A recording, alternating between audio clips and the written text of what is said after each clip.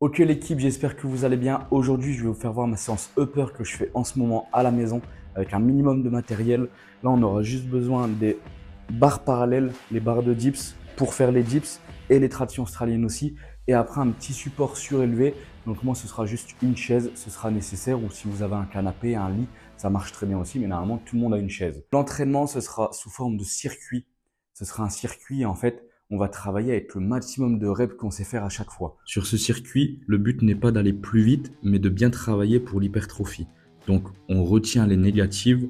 Vaut mieux faire 8 reps avec les négatives contrôlés que 13 reps sans les négatives contrôlés. Dans la description, je t'ai mis un tableau dans lequel tu pourras noter tes reps de chaque série. Et comme ça, tu pourras suivre tes avancées et voir ton amélioration au cours des semaines.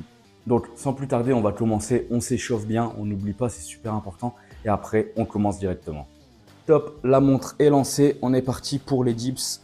Donc, dips contrôlés. Donc, le circuit sera composé de 5 exercices qu'on va faire avec un minimum de temps de repos entre chaque. Du coup, le but, c'est de faire un maximum de répétitions contrôlées. Et seulement au bout des 5 exercices qu'on aura fait à la fin du circuit, on aura 2 minutes de repos.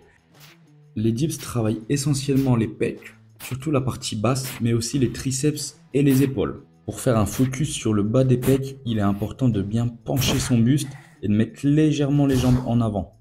Ok, donc on enchaîne directement avec traction australienne, prise neutre. Donc allez, c'est parti, pied collé. On gaine bien les abdos, on abaisse les épaules, on serre les omoplates. Et pareil, on tire et on contrôle la descente. Les tractions australiennes ciblent principalement les muscles du dos et les bras. En les faisant en prise neutre, ça permet de mettre l'accent principalement sur le grand dorsal, les biceps et aussi les avant-bras. Pour le troisième exercice, on aura besoin de la chaise ou du support surélevé pour faire les pike push-up, où il existe aussi une variante plus simple, pied au sol. Cet exo-là permet de recruter les épaules, les pecs et les triceps, mais principalement le faisceau antérieur de l'épaule, c'est-à-dire l'avant de l'épaule. Pour le prochain exo, on enchaîne sur une variante de traction australienne assez spéciale. Du coup, on vient plier les jambes et là, le but, ça va vraiment être focus biceps. Ce sera plus un exercice d'isolation. Le but ici, c'est de faire le même mouvement que le biceps curl.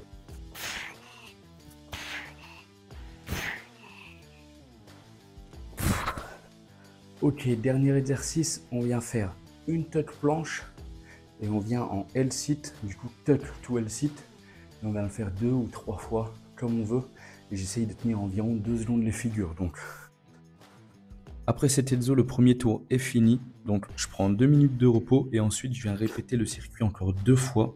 Et après les 3 circuits terminés, il y a un petit finisher que je vais te faire voir directement. En gros, on fait un maximum de pompes en contrôlant la négative tout le temps et en gardant la tension. On peut voir que je ne tends jamais les bras. Et après ce petit finisher, le circuit est terminé. On a travaillé tout le haut du corps. Donc n'hésite pas à t'abonner si t'aimes bien ce genre de circuit. Dis-moi en commentaire si t'as kiffé. Allez, ciao ciao.